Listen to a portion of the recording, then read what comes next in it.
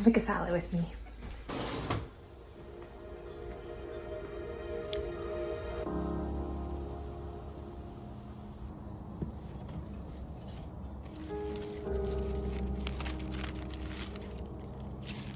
With the beginnings of summer and the warm weather that we've been having, the garden has finally really taken off. Our garden sits on the historic land of the Confederated tribes of the Chehalis, who stewarded this land before us, and it is our goal to continue their stewardship.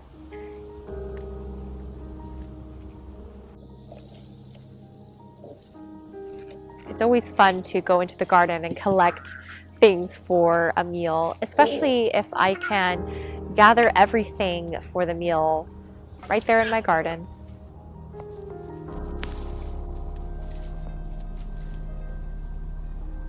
My husband's sister was visiting this last weekend and we had such an enjoyable time, but my garden was left kind of unattended for a little while, and so I had to go out and check on everything and decided, you know what, I think I have enough things in my garden to make a salad.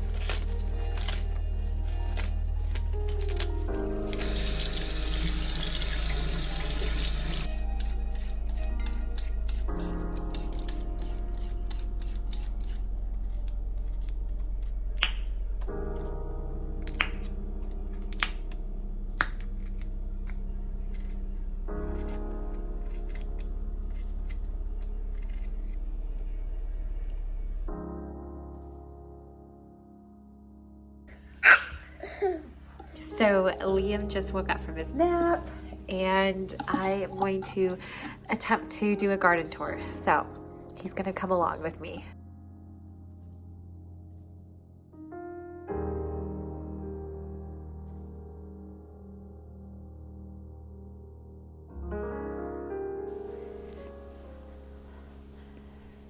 Hey, bud. I'm going to start my tour. Sorry, Liam is clinging to my legs. Where are you? There you are. I'm going to start this tour in the same spot that I did last time. This is my asparagus bed, and as you can see, I have some other things kind of filling in this space so I don't just waste it all. We have some nasturtiums, some other flowers along here, have some parsley coming up here, and then a row of beets along there. And my artichokes are doing great. I had said in my last tour I wasn't sure, you know, when they were going to start flowering, and here they are. Look at that. Isn't that beautiful? We have, I mean, we're going to be eating a lot of artichokes. And you know what? I have another one over there. So, yeah, lots of artichokes. This bed is pretty much the same as the other one, with some beets, asparagus down the center, some flowers, artichoke there. But the one difference, I haven't seen anything come up yet, but I did plant some bush beans in here because it seems like I might have lost some of my asparagus in this section. So I thought, you know what, bush beans will be a good crop to put there. When it comes to asparagus, the crops that do really good intercropped with it is anything with a very shallow root system, because asparagus does not like competition.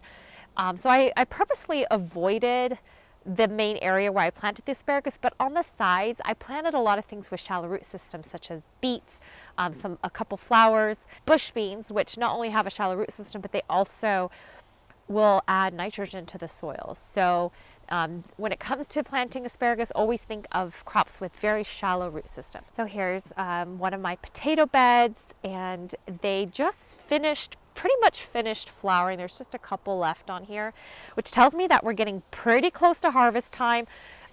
In fact, let me show you. This is my potato bed over here. You can see that they're starting to really flop over. This is a telltale sign that we're getting really close to harvest time. And about this time, I start checking for potatoes that are sneaking through the surface. There was one back here. Where was it? There it is. Can you see that? Very tiny. But I just have to make sure that if I'm not ready to harvest it, that I keep it covered so that sunlight doesn't get to it and turn it green and pretty much make it inedible. Let's jump over here to my corn. I'm so excited. My first time growing corn in the Pacific Northwest. Look at it. Doesn't it look great? And also my windmeal, which I promised last time I was going to have a windmill, and we have some sunflowers growing up around here. So different heights of sunflowers, different types and different colors. I also have a few zinnias too growing along with them. And right here we're growing jack-o'-lantern pumpkins. I'm really proud of this bed because I always have wanted to grow corn, and we just didn't have enough space. And so by creating this really large bed, it's always been my dream to grow produce that tends to take up a lot of space, such as corn or squash like pumpkins that tend to get too large to grow vertically. And so I'm really excited, and I did succession planting with these. So this first batch here is probably about a month old, and then we just have 2 weeks old, and then maybe a week old down there. I planted pumpkin at the end there. I'm going to attempt not a true Three Sisters, because that is a completely different type of way to grow things, but I am going to, squashes grows really well kind of along in between corn, and so I'm going to give it a try, and if it works really well this year, I'll remember that for next year. I also mulched this bed with grass clippings, just like I did on another bed, and so far it's looking pretty, it's doing well. I do have a couple weeds coming up, but it's not too bad really. Here are the onions, and they're just huge now, and they are bulbing as well. You can see them bulbing up there. I got a couple weeds to take care of. Got a stray carrot there as well. So we have purple down here, and then right here is a sweet onion, and then here is a white onion. Look at that, that's huge. I'm really proud of myself for getting carrots to grow this year. Look, they look really good, and I've harvested a few of them. You can see, like, you know, they're getting a decent size. I'd like to get some bigger ones. I have one here that's going straight to flowering, and I'm just gonna let it do that because bugs, beneficial insects in particular, love carrot flowers. Have some nasturtium in the corner, a couple cucumbers that are stunted right now, and then, oh, my peas are gorgeous. Just love this. This arch is really taking shape. Right here, you might remember in my last video, I had some pak choi that was going to seed, and I just decided to let it go. And here we go. We have these beautiful flowers that the beneficial insects have been enjoying. And then I plan to at least, I don't need this many, but I do plan to harvest some seeds from these pods. There's probably 30 to 50 seeds in each of these pods. It's a lot, so I'll keep a few. And my Swiss chard is looking great. I got one that's flowering, but the rest are still looking really good. I just love this arch, how it's coming to shape. We have the peas growing up here, and then we have the squash, which is growing up here, and I'm loving how this is looking. I'm training it up. These tendrils haven't quite attached themselves to it yet, but they will very soon. But yeah, they're looking really good. I have some flowers going. This is a male flower right now. I don't think I have any female. I don't know. You could tell because the females, let's see, will have the fruit on the other side of, let's see, yeah, oh, here. This will be a female flower because that's the squash right there that's starting, and that will be the flower. So that's a female one, but it hasn't bloomed yet. More Swiss chard, and then my broccoli. Woohoo! It's looking fantastic. We have 6 heads of broccoli. They're all forming well. And my onions along here are doing well. Have some lettuces kind of interspersed, hidden, and I purposely did this. Sorry, hold on. I purposely planted broccoli and lettuce a lot later than a lot of other people. Because our winters are so mild, typically we can grow a lot of these things really early spring. Some people grow them through the winter. But I took a risk when I planted these because things like lettuce and broccoli will oftentimes turn bitter or try to bolt and flower as soon as it gets a lot of heat. But because our spring has been so cool and mild, like today I've probably not even gotten to 70 degrees. I took a risk and thought, you know what, I'm gonna try it, and they're doing fantastic. I put the lettuce under the leaves of the broccoli. So as the broccoli grew and spread out, it would provide shade. So hopefully the lettuce wouldn't bolt as quickly. This is something you learn over time as you garden, learning to plant things that will benefit each other, such as the broccoli providing shade for your lettuce. Do you want to eat some broccoli? There you go. It's good, huh? So here's my tomato bed, which I'll show you in just a minute. My tomatoes are doing really good. I kind of forgot about them for several days because my sister-in-law was visiting, like I said. Oh, and so they kind of got out of control. When you are training your tomatoes or anything really vertically, you really have to be on top of catching them early so you can keep training them. Like if they start really taking off, they'll start bending down and kind of getting floppy. So, but I was able to train them back up. In my last garden tour, I shared how I had a really bad slug problem. And I have a video that I put out on the different things I'm doing or was doing to prevent that problem from getting worse. And my slug problem has pretty much subsided with the warmer weather. Like I said, it probably would. But I think my measures has helped. So I think we're at a point where I don't have to come out every day to hand pick slugs off of my plants. Here are my tomatoes. And they are blooming. I don't have any fruit yet. I wouldn't expect fruit here in the Pacific Northwest yet, but they are blooming well. Some really thick stalks, some of these. And I prune my tomatoes pretty heavily, but I am allowing, like this one here, it kind of got away from me. I have a split, so I have this one here that I would have pruned off if I had caught it, but I decided, you know what, I'm gonna leave it. It will produce some fruit. So hopefully it doesn't, hurt the plant too much leaving it there. Pretty much the slugs ate all my basil and marigold that I had interplanted in here. I have a couple marigolds left. So I lost all my basil from these slugs. So I'm planning to replant some inside and then transplant them out because they're pretty fast growers. Here's my garlic, which is getting pretty close to harvest time. What I always look for is 2 to 3 dead leaves, and we have one here, and this one is starting to turn brown at the tip. So we are getting awful close. Typically I harvest in early to mid-July. So like I said, we're coming up on it. I'll have a video on how I harvest and braid my garlic. This is the spinach that I showed last time that had a slug on it. It's of course bolting with the warmer weather. I'm just gonna let it bolt for now, flower, because I don't have a ton of flowers in my garden. And then once again, I planted some lettuce last minute here. This is beautiful, love it. And it's thriving. And then I have a ground cherry that I got from someone at Farmer's Market that I've never had.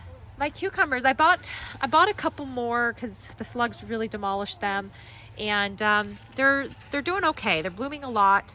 Their growth was a bit stunted, but check it out. I have my first cucumber. Yay!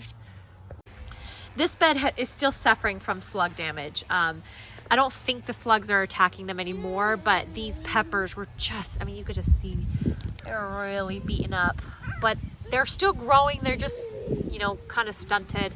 I planted some salvia here last minute.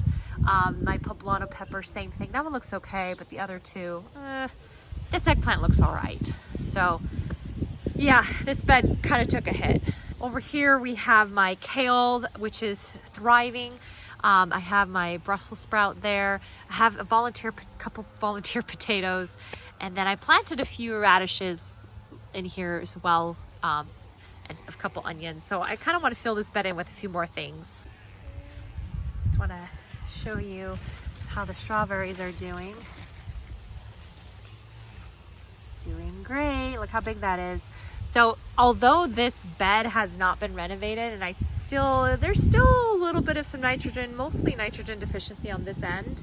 And just some of my plants are just not doing well because they're old and need to be renovated. It's still producing strawberries, and so I'm happy. A lot of people who have subscribed to my channel probably watched my strawberry video on how to get big strawberries by pruning off the runners. And I have a follow-up video on how I renovated the strawberries. I'll link that up here. And our plan is that this bed here, the one that I just showed, will get renovated next year. We just couldn't do it in 1 year because it was just overwhelming task with a toddler. So yeah, anyway. So this is the strawberry bed that we renovated this year. They're doing great. And I'm going ahead and letting them start to flower now that we're getting close to July. And yeah, so I'm really excited to see how these look as we get more fruit. And Liam's little flower garden is growing well.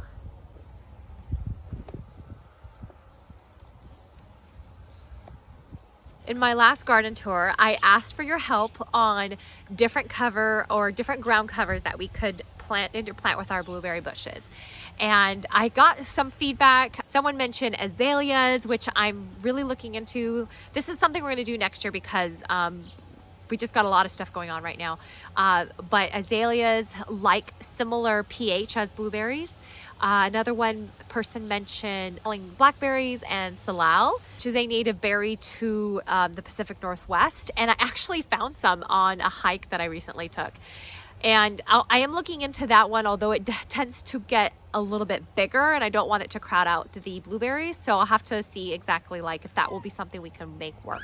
The one that I feel like is the winner though is alpine strawberries, which I had mentioned that I was interested in strawberries as a ground cover in here, but someone had brought up alpine strawberries, which are the kind of the wild native strawberries similar to the more domestic strawberries like what we're used to, but they tend to be a little bit smaller and different flavors. So I'm probably going to be planting a lot of alpine strawberries and then maybe a couple other shrubs that were mentioned to me, like I mentioned the azaleas and salal. So yeah, we'll see. I thank you so much for your input because I'm always learning and growing, and I love this gardening community. I tested the pH of my soil last week here in the blueberry bed. I suspected I had too alkaline of soil for my blueberries, and come to find out it is neutral to alkaline. I am actively working on decreasing the pH in this soil here. I'm going to be coming out with a video on how I'm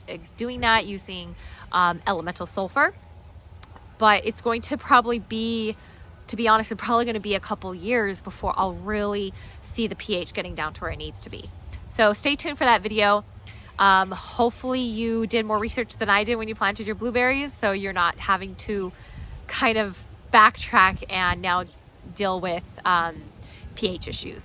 How I knew I was dealing with a pH issue is that the leaves are not a beautiful dark green. They're this very light green. And of course, I mean, it's still producing berries, it's surviving, but I want it to be thriving. And so all of my plants are this color, and so most likely there's a nutrient deficiency because the soil's not acidic enough for them to absorb the nutrients they need.